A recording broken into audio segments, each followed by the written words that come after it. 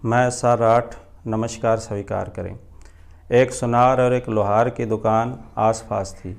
दोनों ही अपने काम में पूरी तरह तल्लीन थे। जब सुनार अपनी दुकान में काम करता था तो दुकान से बहुत कम आवाज़ बाहर आती थी, लेकिन जब लोहार अपनी दुकान में काम करता था तो बहुत ज़ोर ज़ोर की आवाज़ें आती थी और दूर दूर तक सुनाई देती थी।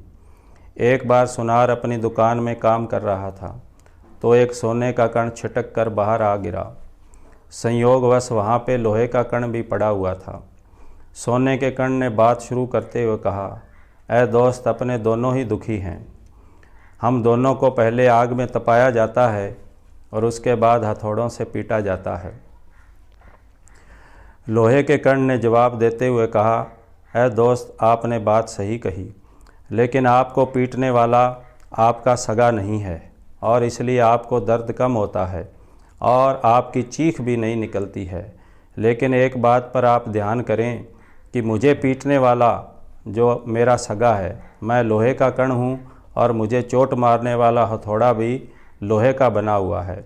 और जब कोई अपना सगा, अपना निजी हमें चोट पहुँचाता है तो वो चोट हमारे दिल पर लगती है और दिल पर घाव कर जाती है।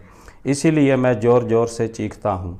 इस कहानी को सुनाने का उद्देश्य ये है कि जब कोई सगा संबंधी हमारा निजी हमें चोट पहुंचाता है तो हमें अत्यधिक दुख पहुंचता है और उस दुख से हमारा भरोसा टूट जाता है और विश्वास टूट जाता है और दिल पे घाव हो जाता है।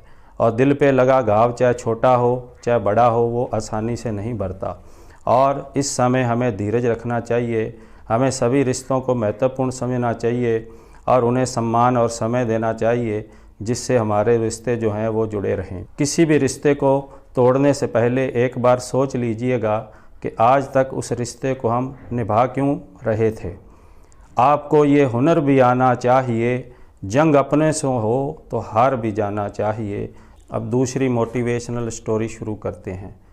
वियना के डॉक्टर अडोल्फ लोरेंज सर्जरी की तकनीक में मशहूर हो चुके थे, क्योंकि उन्होंने बिना रक्त बहने वाली तकनीक का आविष्कार किया था।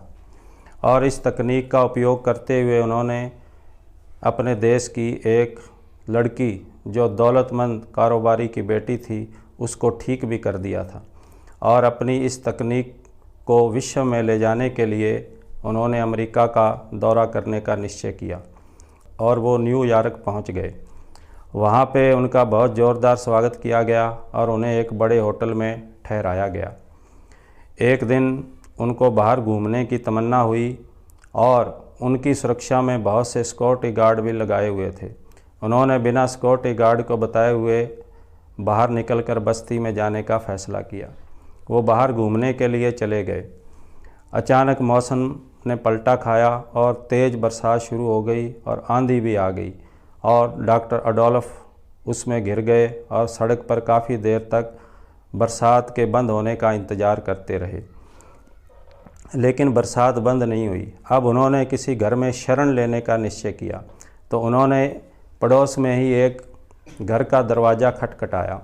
उस दरवाजे को एक महिला ने खोला और डॉक्टर अडोल्फ ने उनसे शरण का निवेदन किया, लेकिन महिला ने स्पष्ट मना करते हुए कहा कि हम पहले ही बहुत परेशान हैं, आप कहीं और जाकर शरण ले लें। और उन्होंने तड़ाक से दरवाज़ा बंद कर दिया और डॉक्टर अडोल्फ वहाँ से चलकर सड़क पे वापस आ गए।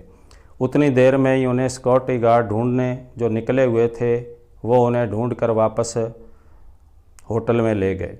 दूसरे दिन अखबारों में डॉक्टर अडोल्फ की बहुत बड़ी बड़ी तस्वीरें छपी और उनकी सर्जरी की तकनीक का बहुत बड़े पैमाने पर बखान किया गया।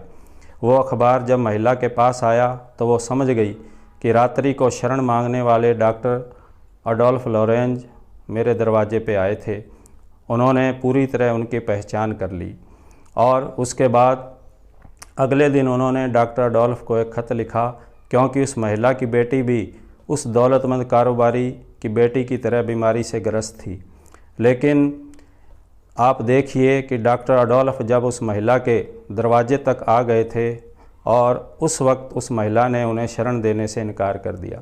इस मोटिवेशनल कहानी को सुनाने का मकसद ये है कि हमें हमेशा सेवा का जज्बा कायम रखना चाहिए और जीवन में कभी भी हमें सेवा का मौका मिले हमें पीछे नहीं हटना चाहिए और इस सेवा के मौके को हमें बुनाना चाहिए और किसी भी गरीब को मदद से इनकार नहीं करना चाहिए।